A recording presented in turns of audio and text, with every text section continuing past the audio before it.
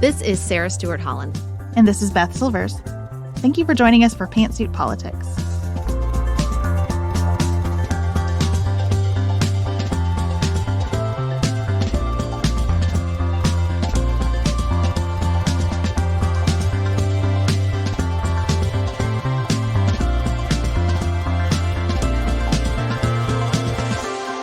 Hello, everyone, and welcome to Pantsuit Politics. If you follow us on social media or are a premium member, you know that we have been for days counting down to a big change here at Pantsuit Politics, and you just heard it. Beth, today is the official launch of our new theme music. We hope you like it. It was hard to figure out what we wanted to do. It was important to us to find something that represented what we do here well, that added some freshness and a dynamic experience to your listening, and we hope we got it. And as always, we were led by this community who, when we mentioned we might be changing the theme music, we're like, please, no, don't. And then we thought, okay, wait, what if we use the melody and we just update it? And so that's what we did. We worked with the incredibly talented Xander Singh to update Dante's original melody, and we are so thrilled with the results, and we hope you are too. And so this is a new day here at Pantsuit Politics. We're still going to take our different approach to the news, and today we want to talk about place. Rural versus urban as represented by one particular very controversial country music song and video, as well as traveling to new places and the politics surrounding the fact that quite a bit of us are traveling these days. And then outside politics, I will share about my trip to Scotland, Ireland, and London. If you're interested in exploring a new different place and a smaller town than you might be accustomed to, we have a great opportunity for you. We're hosting our very first Pantsuit Politics weekend in Paducah, Kentucky, which is Sarah's beloved hometown. We'd love for you to join us there. It's going to be a series of events over the course of October 20th through the 22nd, with a big live show on Saturday night, October 21st. Tickets are on sale this week for our premium members. Those are folks who join us through Patreon or Apple Podcast subscriptions. Next week, they will go on sale for the general public. You can find much more information on our website and in the show notes. And before we get started, we want to say a very happy birthday to our friends over at the Popcast as they celebrate a decade of podcasting, which is a very big deal. Congratulations, you guys. Yes, as we move into talking about a piece of pop culture, we thought it essential that we wish a very happy birthday to one of the few independent podcasting teams out there doing it as long as Beth and I have. Happy birthday to Jamie, Knox, Aaron, and the entire Popcast media team. Well done, you guys.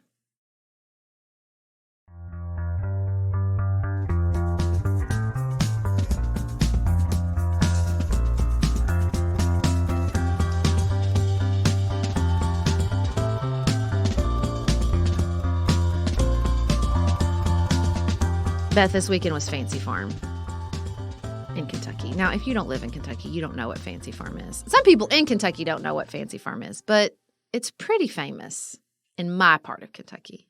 It's a long-standing community picnic. There are games, there is barbecue, there is mutton, but it became famous because they had a sort of platform for speechifying, and the politicians took advantage. And so it's a long-standing political tradition in Kentucky that you come to Fancy Farm and you do these like real roast, like snarky, joke-filled speech. It's like the Kentucky version of the Correspondence Dinner. Correspondence Dinner, right. The jokes aren't as good. And, of course, Daniel Cameron, who is the Republican challenger to our beloved governor, Andy Beshear, did a joke about try that in a small town. They mock our faith, our families, and our values, and they try to cancel anyone who disagrees. Well, the folks of Fancy Farm have one response, Governor. Try that in a small town. And I thought, well, that's how we know this controversy has officially jumped the shark. It's making its way as a joke in stump speeches. It wasn't supposed to be a joke. It was supposed to be a flex, but it sounded as dumb as I think the entire song sounds, for what it's worth. I hate that we're even talking about this because I feel like Jason Aldean has gotten exactly what he paid for. You know, he releases this mediocre song. It gets a mediocre reception. That's not acceptable to him. So he creates a video. It's 2023. Every frame of that video is intentional. And we all just hopped on to the strings and did the destructive dance he choreographed for us. And I'm very annoyed by it. Yeah, so if you have not been following this controversy, good for you. Good for Jason you. Aldean, who is a mediocre country music singer at best, that's a kindness I'm giving him, released this song, Try That in a Small Town. And the lyrics are very much like, there's all this crime in the city, but try that in a small town, we'll take care of it ourselves. It dropped off the charts pretty quickly until he released the video 8 weeks after the song came out. And now all of a sudden it's number 1 on the country charts. It's this massive crossover hit on the pop charts. It's everywhere. And I heard about the video, which is filled with images that are race baiting. He performed part of the song in front of the Maury County Courthouse in Columbia, Tennessee, which was the site of a 1946 race riot and 1927 lynching. Now, I don't know if Jason Aldean is that deep of a historian, but somebody was.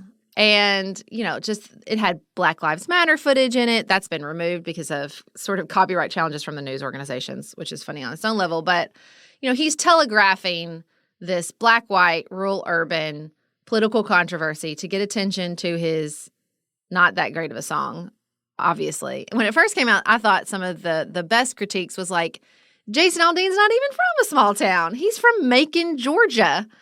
There's some really funny stand-up out there making fun of that if you have a stoplight for someone to pull up to, that's a big city. You say all the time you had like a stoplight in your town. In a county, not in my town, in the county where I grew up, there was one stoplight installed when I was in high school, and it's still the only one in the county. It's so funny. And the comedian Trey Crowder's like, y'all know where Macon is? Yeah, that means it's not a small town. The fact that you've heard of it, right? I looked it up, they got a goddamn Target. Shit might as well be Paris, dude. Might as well be Paris. Paducah does not have a Target, but I wouldn't call us a small town in the way he's trying to set this up. So at first, the chuckle of just the ignorance of being from a pretty big town and exploiting this issue in the race component deserve to be laughed at. Well, if you watch the video, which I don't recommend, but you can, if you watch the video, that first verse about cussing at cops could have been played perfectly over footage from January 6th. Yes. There's so much going on here where you can tell that there was a meeting and probably some sweet intern said, y'all think people could take this the wrong way? And they said, yeah, the libs are going to hate it. And that's the point. Perfect. And our people will stand with us and the libs will write their think pieces about it. And I'll ride that cancellation all the way up the charts. And that's what is so dumb about this. We're just doing it. He played us, the whole country. His people, not his people, all of us. We've been played. What's interesting to me, though, is how easily that was done, even though we have been in this pattern and this cycle for so long now. This hit. Half my Facebook feed was hashtag I stand with Jason Aldean, and half of my Facebook feed was explaining earnestly how racist this video was. And I just thought, oh my God, I want off this ride. This is so dumb. Somebody releases a music video with something offensive in it every single day. There is something racist, misogynist, homophobic in the vast majority of music because music is just people. And I can't believe we're doing this. Or there's music videos released that are pushing the envelope on what's acceptable to release in a music video sexually. Yes. Even on the other side of the aisle. And it's it does seem like we should have graduated. I want to graduate. Nigh on 40 years after the release of MTV to being upset about controversial music videos.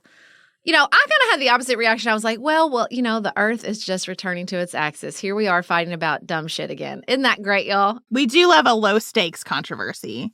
This is a great place to work out our political strife. I would prefer this over, January 6th. Let's fight about Starbucks cups again. That'll be fun. I always say when we're explaining the origin of pantsuit politics, it was a time so sweet when we were fighting about Cecil the Lion. But I'm happy to go back to that. I'm happy to go back to where we exercise some of our civil discourse over very low-stakes controversies like dumbity dumb, no talent, Jason Aldean. I think I would feel that way, except that I do think that this hit because it gets at two topics that we cannot figure out right now. Yeah. One being this sort of urban-rural, and not even urban-rural, but like the vigilante justice. Like, I think a bunch of people out there are no good criminals, and I'm ready to take care of that problem myself. And the second and totally related one is just, what does masculinity look like? Yeah. And this song is a lot about, like, we stand up and take care of our own here, which statistically is dubious at best. There are dangerous small towns. There are small towns that are more dangerous than big cities, and there are big cities that are more dangerous than small towns. You cannot make a sweeping statement based on geography about how likely you are to be robbed, carjacked, murdered, whatever. We do violence everywhere. And that is my problem. We do violence everywhere. And we saw not a year ago what happens when we decide that we protect our own in the form of people getting shot for knocking on the wrong door, turning around in the wrong driveway, trying to get in the wrong car. Yeah. We just don't need more of that. Yeah, I thought the best sort of progression of this conversation went from making fun of Jason Aldean, deserved, to people from, men in particular, from actual small towns, not Macon, Georgia, saying, let me tell you what this really looks like and what you missed here. There is crime. A lot of time when you're talking about a place like Appalachia, it's people are entering into their friends' and families' homes to steal to feed their drug addiction. That's right. And we're not going to go vigilante on them because they're our friends and neighbors. To me, that's the missing piece. Like, you live in a small town where everybody knows each other, and also I will shoot you at the drop of a hat. It's crazy. If something goes wrong, that's not my experience of living in a small town. That's not my experience at all, because it's more complicated when you know everyone around you. That adds an inherent layer of complication. I think, listen, Barbara Kingsolver gets at this beautifully in Demon Copperhead, her novel. I think she gets at the difference. When Demon goes to the urban area for drug treatment and there's all this conversation between some of the addicts that grew up in small places and the addicts who grew up in big cities about how they're still human beings, and the way this plays out, no matter where you live, does have some common threads. And so this idea that there's some superiority of living in a small town versus a big city is just so ridiculous and so cheap. It's just so cheap. And there is a conversation to be had here, and it's sure as hell not going to be on the back of this music video. It's cheap because Barbara Kingsolver is one of the few voices out there saying, in a vulnerable, complicated way, there are great things about being from Appalachia. There are great things about living in a small place. And there are. And I think that's why this worked and why he knew it would work. People are yearning to be told you can be proud of your place. People want to hear you can love America and not be racist. You can love your small town. The elites are not better than you. The people who live on the coast are not better than you. And I know all that is really annoying to people who live on the coast, who are tired of hearing that they don't live in real America and that the cities aren't as, part of the heartland or whatever. So there's this tension, and Barbara Kingsolver and Ezra Klein had a really nice conversation about this that was a good beginning for one that maybe we could be having around this dumb song. I also think, though, that if we want to talk about what's beautiful about living in a small place, it is that helper attitude, not the I will kick your ass attitude.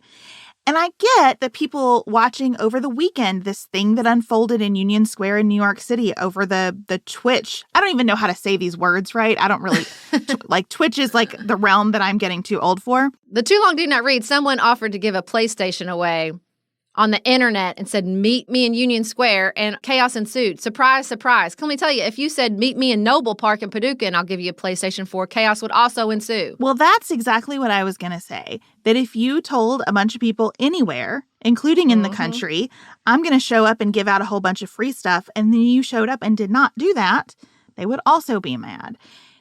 I don't like the violence that unfolded from that more than anybody else does, but that violence is not limited to New York City. It probably feels scarier just by sheer volume of human beings there and everything going on around those human beings. But the fact remains, like, we are just becoming violent as a people. Maybe we've always been so, but it feels escalatory to me, and I would like us to settle down a little bit. And I don't think everybody walking around singing along to Jason Aldean helps us with that. But at the same time, there is violence in many genres of music, and I cannot sit here and police them all. Well, listen, I've lived a lot of my life in a big city, and I've lived a large majority of my life in a small town.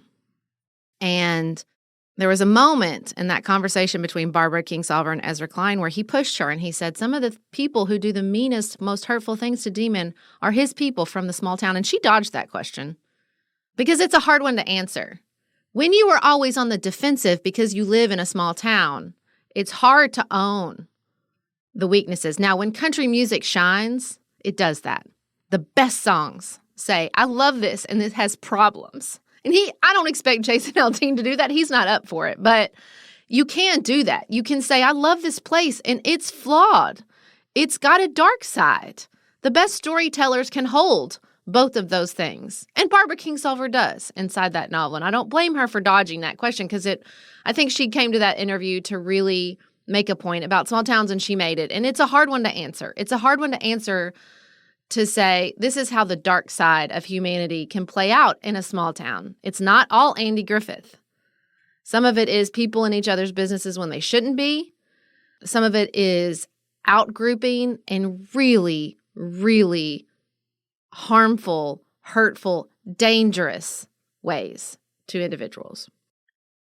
And also, I don't blame big city people who are usually on the offensive, I would say, in the elite media, right? They're getting propped up a lot for feeling like that the only thing that gets told about them is this dark side. Because the truth is, and we're going to talk about this next, in my travels and when I lived in a big city, people have come to my aid over and over again, in really big ways. So helpful, so ready to get you to a train on time or make sure you make that reservation or whatever it is. And that was my experience living in Washington, D.C. People were helpful. So no matter where you live, there will be loveliness present and hatefulness present because there will be human beings present. So let's have that other conversation, not about where you live, but where you travel to.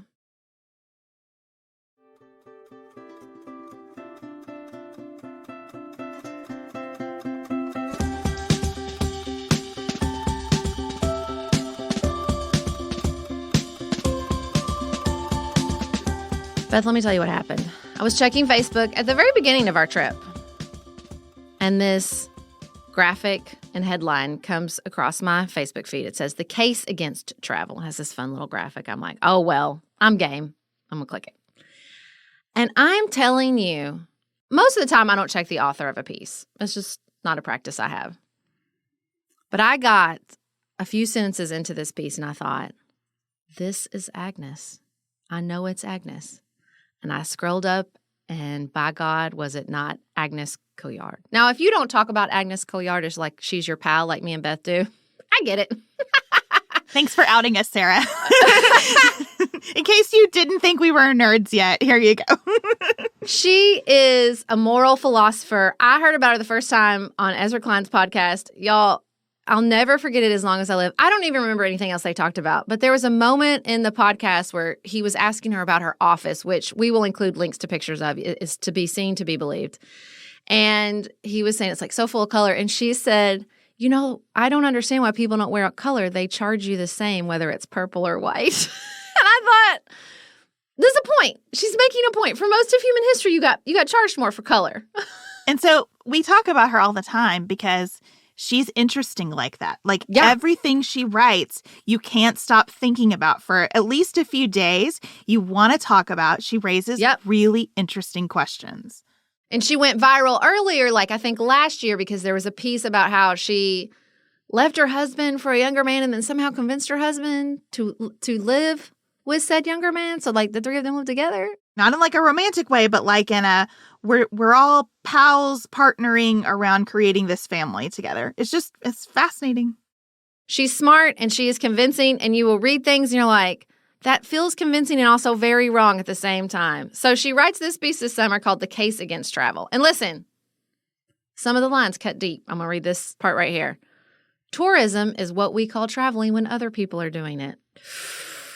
Ouch, Agnes. It's true, though. Ouch, Agnes.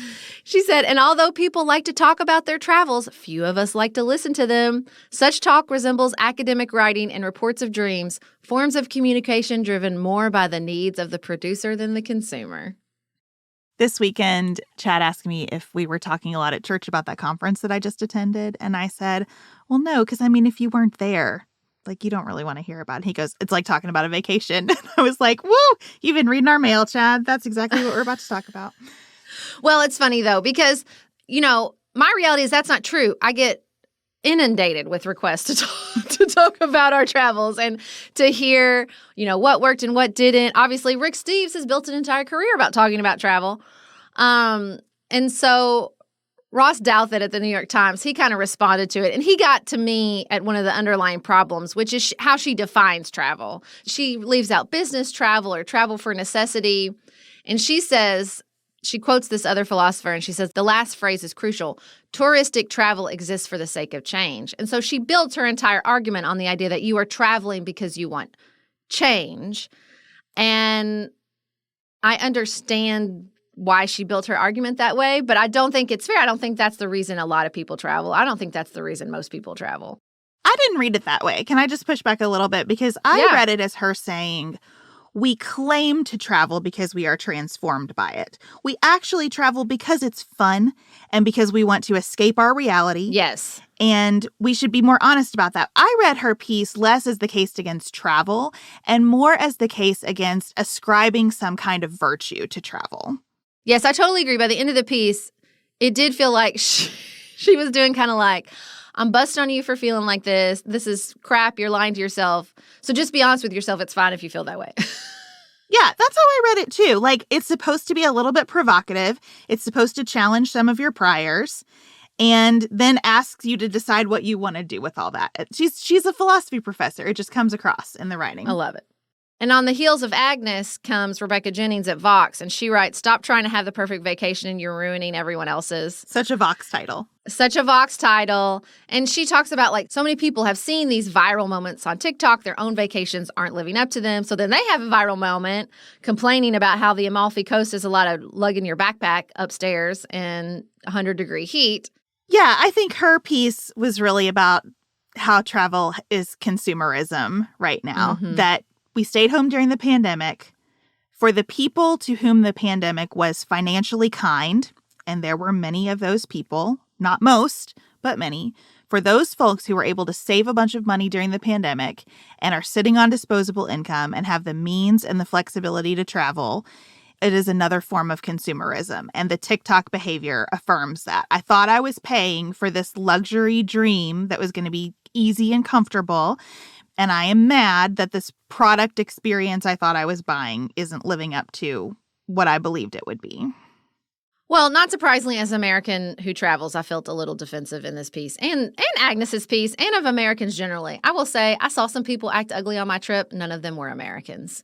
And so I think this idea that we're the only ones who are traveling in large numbers and the only ones who act out is unfair. I also feel like the same people who are sort of with disdain talking about how many Americans are traveling, how they're just flooding Italy, are the same people who, with a snide voice will talk about how few Americans have passports. Which one is it? Do you want us to travel or do you not want us to travel? It's common in the world to say that only 10% of Americans have a passport. That's not true. It's in the 30s somewhere as to Americans with a valid passport. Probably more people have expired passports. And those numbers are climbing. Our poor State Department cannot handle all the people who want passports right now. And to me, I think some of this is people have money from the pandemic. But there is another impact of the pandemic, which my husband and I talk about all the time, which is we survived a pandemic. Mm-hmm. And what did we survive a pandemic to do? Work more? I don't think so. And I think all the time, I think I've talked about it on our show before, of the barber who cuts my husband's hair saying, I thought I couldn't take a month off, and the pandemic showed me that I could. and I'd be fine. And I think there are a lot of people who realized, I thought this was impossible, that I would lose customers, that my business would fail. The pandemic showed them that is not true. And so they're like, okay, well, here's my chance. I'm going to go see Paris. I've always wanted to see Paris, and now I'm going to go see Paris. I think that's completely true. A lot of soul searching, a different relationship to work, a different relationship to our homes. When you're working at home a lot, it changes your relationship to your home.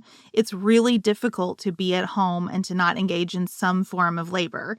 Now, it's true, you're going to labor when you travel as well, but it's in a different way. And I get why people felt trapped and ready to get out, and that especially the pandemic facilitated that urge to go along a bunch of different dimensions. As to Agnes's point, is any single trip transformative? No, probably not. When she said, think about the people you know, will they come back from their trip different than how they left? Will their politics have changed? I thought, well, maybe not.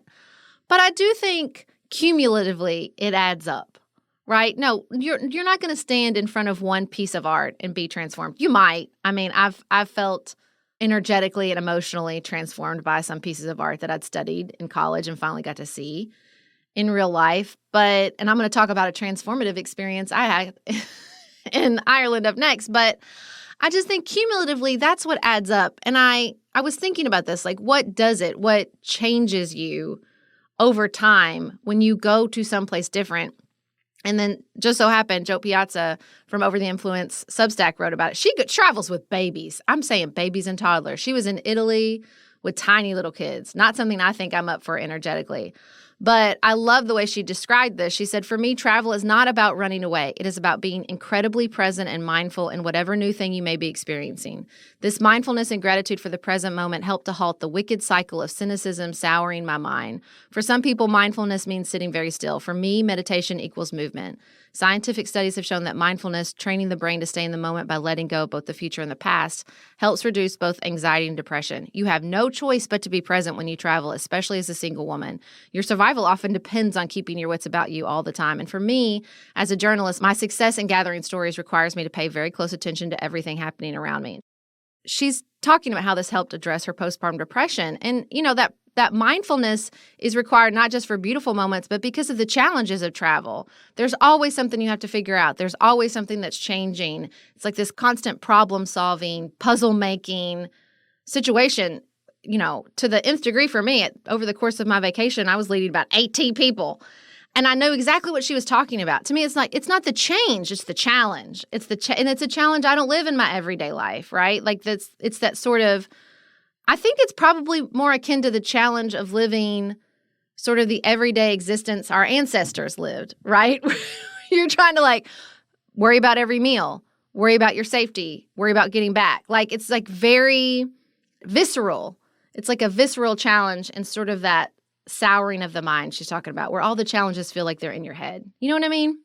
I do. I'm not sure how I see this because there are forms of taking a vacation that I prefer that are about getting away from all those puzzles. I don't go to the beach to be transformed or to be challenged. I go to the beach because it is a form of nature that I don't get to experience very often. And I feel in my body the difference in being in a place that is very different from my own place. It's only different in the landscape form, though.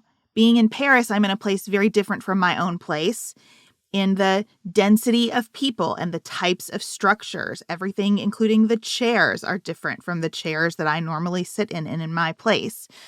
I could see if I lived in a place like Chicago, how that puzzle is always a part of what you're doing. Like when I'm in Chicago with my sister and brother-in-law, we have to make a plan to go somewhere in a way that we don't have to make a plan to go somewhere, even to Cincinnati here, which is a decent sized city. Yep. I know exactly what you're talking about. Nothing like making a plan in Chicago. So I think some of what you're doing with travel is deciding how different do I want my day to be? And for what purpose do I want it to be different? And what I appreciate about Agnes is like, there's value in all of that, but it's not like a moral value. It's okay to have that desire to be on the beach, to experience something different. If you live on the beach, it's okay to have the desire to be somewhere else. It's okay to want to go to Disney, because that's a very different day that creates new memories and a new form of presence for families. I think what she got at that I have been needing someone to say is like, it's all good. It's all fine. And it's not better than something else. I really appreciated your conversation with Bethany about pain and how that impacts travel and feeling this pressure to travel and to participate in the conversations around travel as if this is what everybody is doing. And I think we just have to watch that at the other end too. If it feels like everybody is doing it, that's okay too. Vox has a real need to sort of react to whatever everything is doing. They wrote the piece that we should all decide Lin-Manuel Miranda is cringe. Like, I don't want that either. You know what I mean? Like, I don't want it to become cringe just because everybody's doing it. I'm happy people are traveling. Not everybody will keep doing it. Some people will act ugly and realize, I don't want to do this anymore. That's okay, too. Like, when you're going to move that many humans around the globe, there's going to be some emotional impact to both the people on the ground and the people traveling. It's judgment at both ends, right? It's you're only sophisticated or, operating at a higher level if you're traveling. But then there's just this really fine line that no one knows where it is. And I guess just a select few get to decide that you pass over that into consumerism. And then all of a sudden you're base, cringe, lame, whatever again, right? Like, it just feels like a really fine line between traveling as sophisticated exercise and traveling as consumerist act we are all to judge. I think that line is easily seen when someone is trying to go viral by complaining about a travel experience. That's pretty clear to me. Where I think it's worth considering is in that bigger picture, the travel by volume. Yes, Americans are poked at for not traveling enough and for traveling too much. It is also true that the amount of travel Americans do, and Agnes makes this point in the piece, changes the places we are going to. And we need to think about that. Like, it is kind of weird to be in a place like Tallinn, Estonia, and see a KFC. It's weird. And I don't want to be so arrogant as to think, well, that's only about catering to Americans. Maybe the people of Tallinn actually want a KFC and welcome it. Perhaps they do. I don't know. But I think those macro issues, what's the impact on the planet? How do we behave when we're there? How are we respecting and impacting the local culture? What does Airbnb do to the world? Like, that's all worth thinking about. We don't have to internalize that as judgment on individuals for the trips they take. But that's all worth thinking about in the abstract.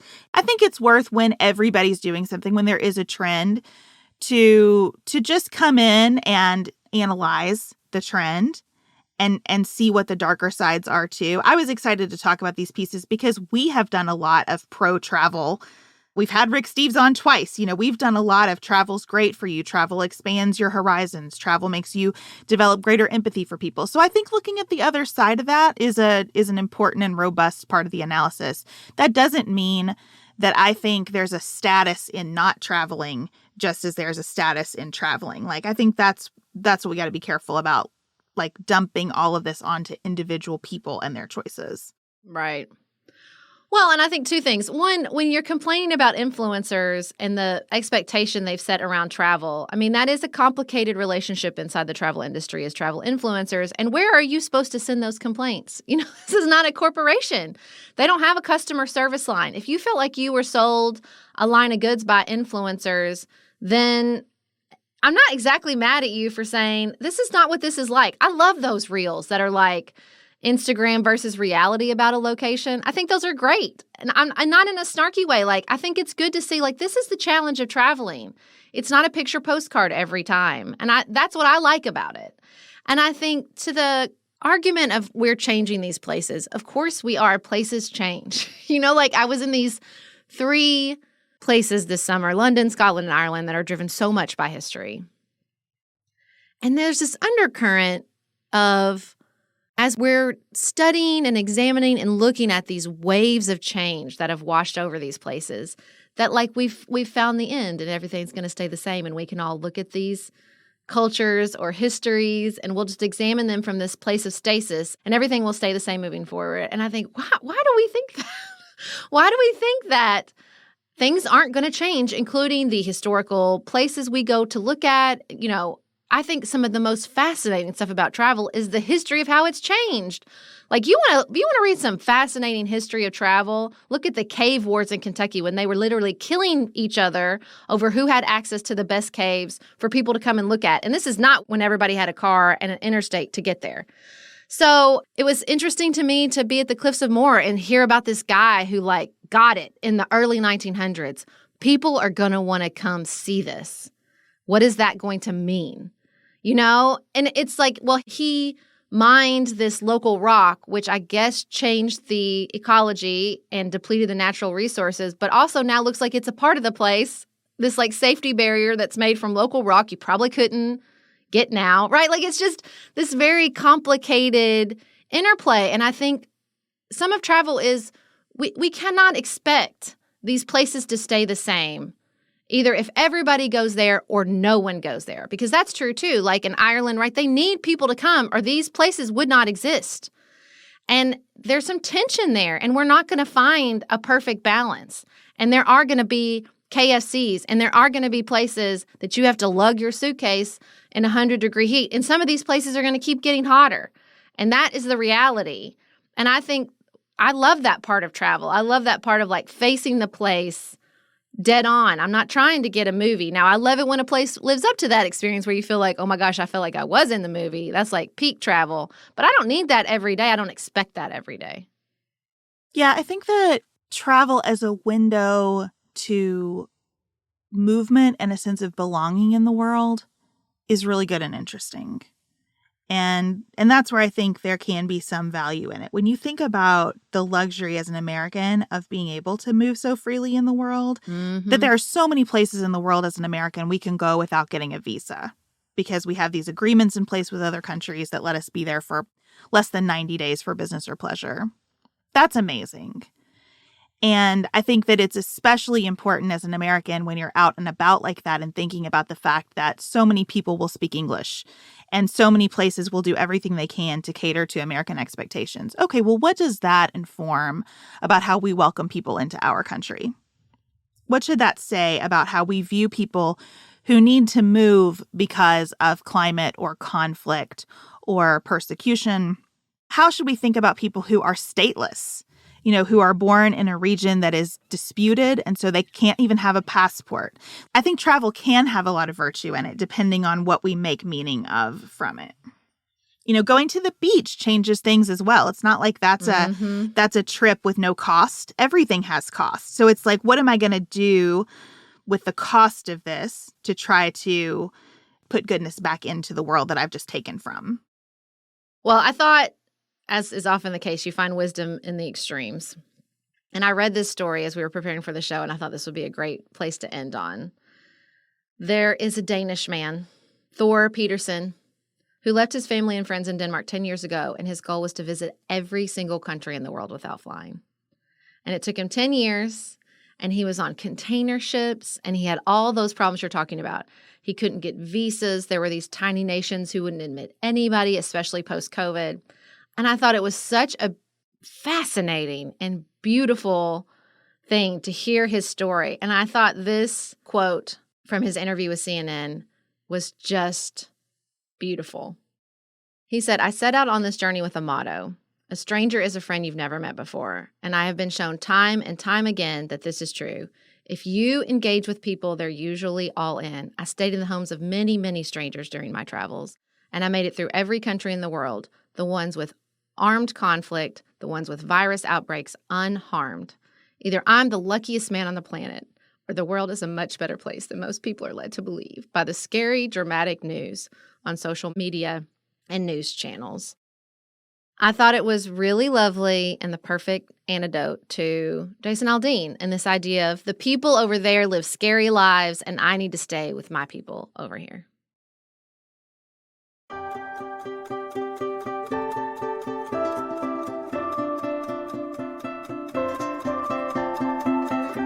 So, Beth, I did some traveling this summer. Maybe you've heard. Okay. I was aware. Vaguely. For those of you who don't know, I went to Scotland, Ireland, and London this summer with my family, and at different times, 13 of my closest friends at different parts of the trip. I love that you convinced the whole of your inner circle to go across the ocean with you. Yeah, totally. Nicholas left after Ireland, and so I convinced my parents and 3 of my girlfriends to meet me in London with my kids, and they did, and we had a great time. Now, I will say up front, you were right about Scotland. Those highlands are really remote. We almost ran out of gas. The grocery stores are far, far away. The restaurants are even further. And it's magical. And I was not prepared. I liked it. I liked magical. Edinburgh a lot. And I expected to be like all in on Scotland because my main name is Stuart and I'm like 79% Scottish. But it wore me out, actually. The driving in the lanes and the pass lanes and the having to plan all the time to get what you needed to get as the person in charge of the 10 people traveling was a little bit exhausting. Yeah, I can see that. I think it is so magical how remote it is, but also I experienced it in a really easy way. Chad and I took a bus tour up through the Highlands, so someone else was thinking about the details for us, and it allowed us to just soak it in. And we're actually planning to go back to Scotland in July of this coming year, and I'm excited to have more time to just breathe that air. I think it's really powerful. Well, I think the mistake we made is I thought we would have sort of a hub and go out from there, but I think it's so remote, you just need to drive and stay nights different places, which is what Rick Steves recommends, but I was trying to start off our trip what I thought would be easier by staying in one place. It just turns out in Scotland that does not make things easier. That makes things harder.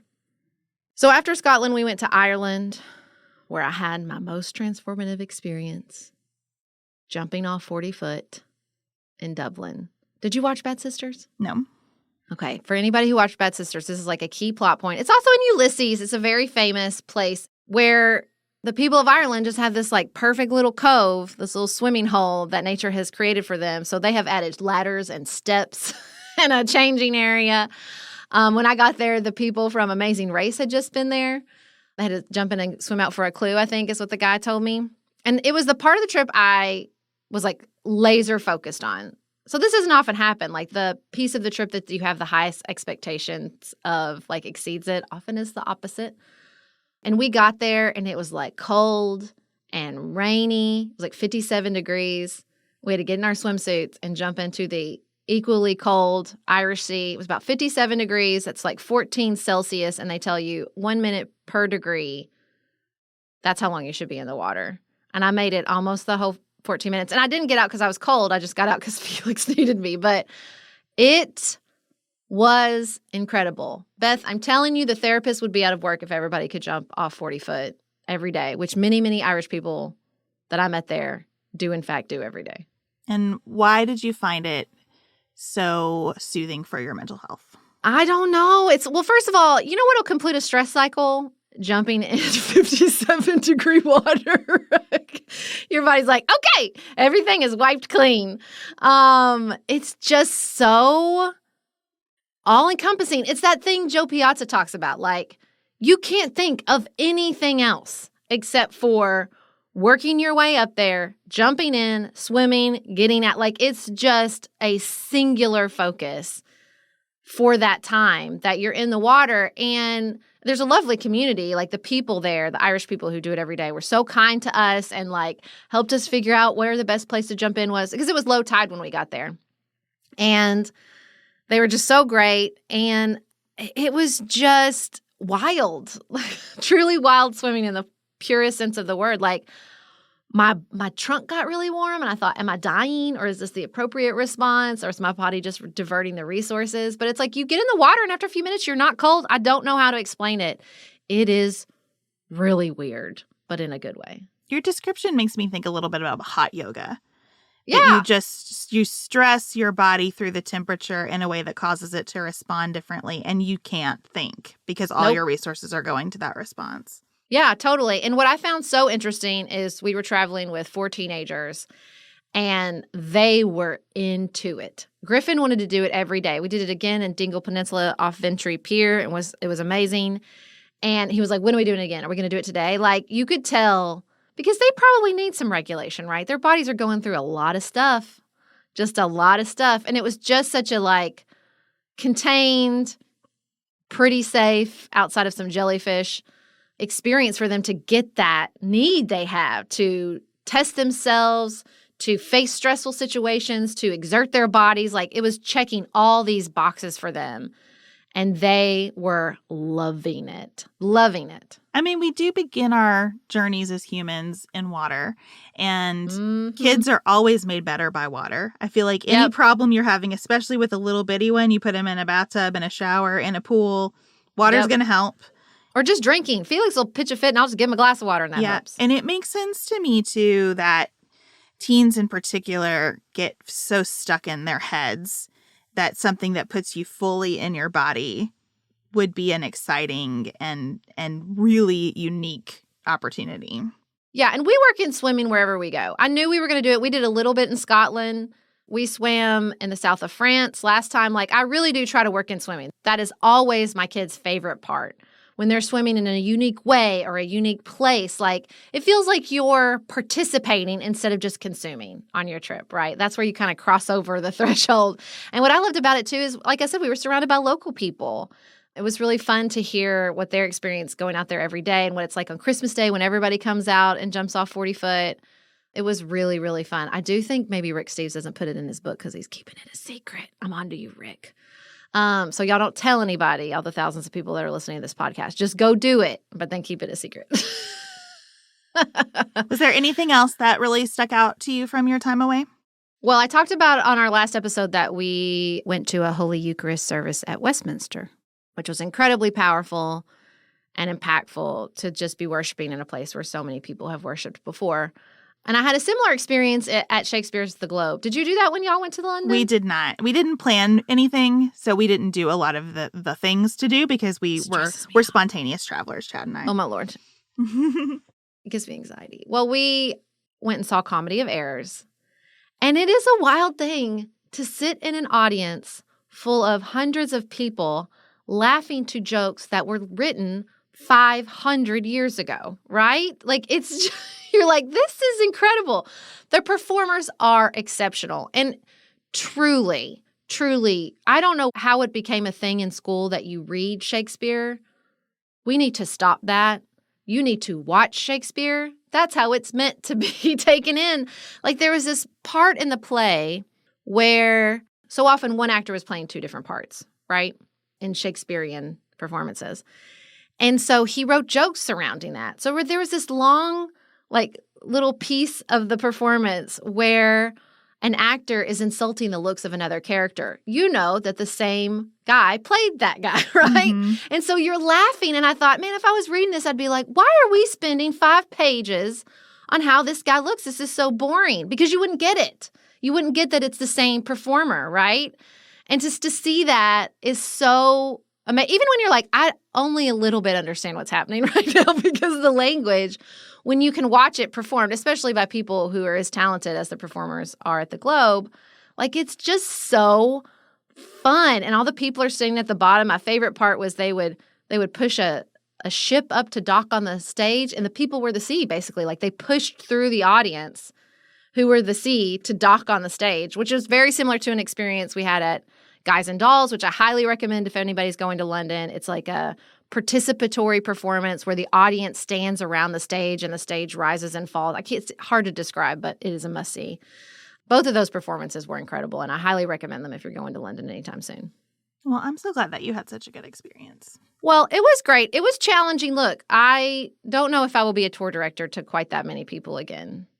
At one point, I sort of had a meltdown and said, I need everybody to get hungry at the same time because 10 people getting hungry at different times of the day is not working for me. And we had like a 20-year-old and a 3-year-old, right? Okay, so it was a wildly different sort of menu of needs. And that part was challenging. There's always challenging parts. You know, like I said, we almost ran out of gas. You know, people got tired. People get overstimulated.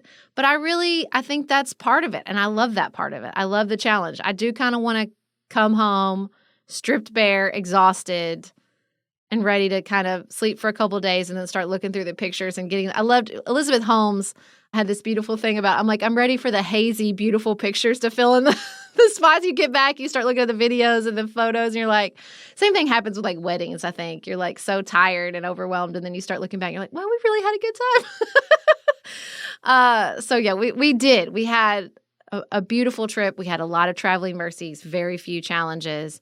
But when you're far from home, any challenge is a challenge, right? Like it just is. And that's the part of it that I think I really love to meet and rise to.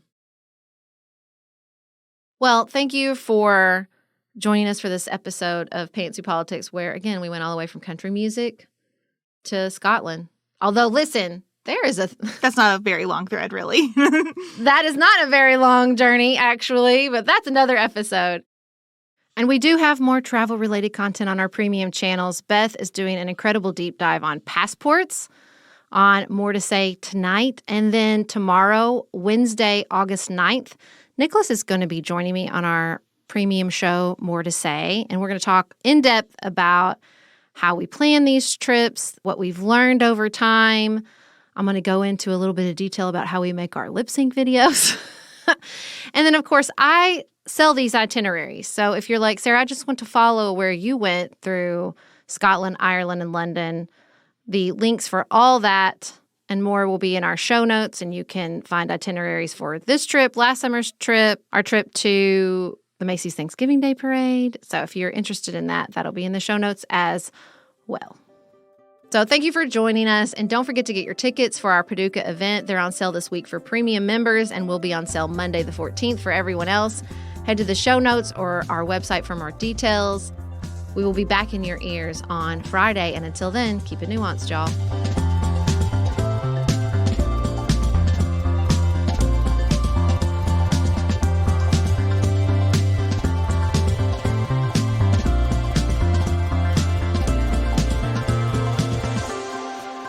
Pantsuit Politics is produced by Studio D Podcast Production. Elise Knapp is our managing director. Maggie Penton is our director of community engagement. Xander Singh is the composer of our theme music with inspiration from original work by Dante Lima. Our show is listener-supported.